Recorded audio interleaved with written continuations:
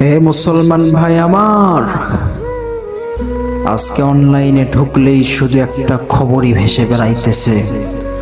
সেটা হলো আমার ছোট্ট 8 বছরের বোন আসিয়ার ধর্ষণের খবরটি।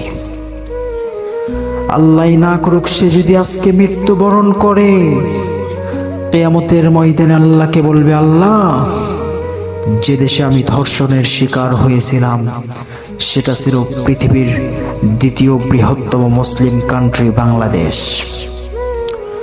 সে দেশে 96% মুসলমানেও ছিল।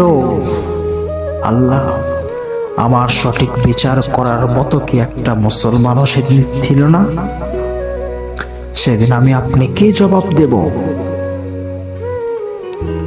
কোনো জবাব দেওয়ার ভাষা আমাদের কাছে নাই।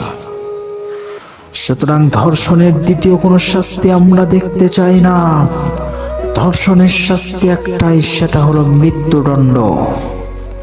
এ আইন পাশ করার লক্ষ্যে, মা বোনদের ইজ্জতের বাঁচানোর লক্ষ্যে, যদি প্রয়োজন পড়ে মাথায় কাফনের কাপড় বেঁধে আবার যদি ময়দানে নামতে হয়, রাজি আছেন কারা কারা মুসলমান? কমেন্ট বক্সে দেখতে চাই।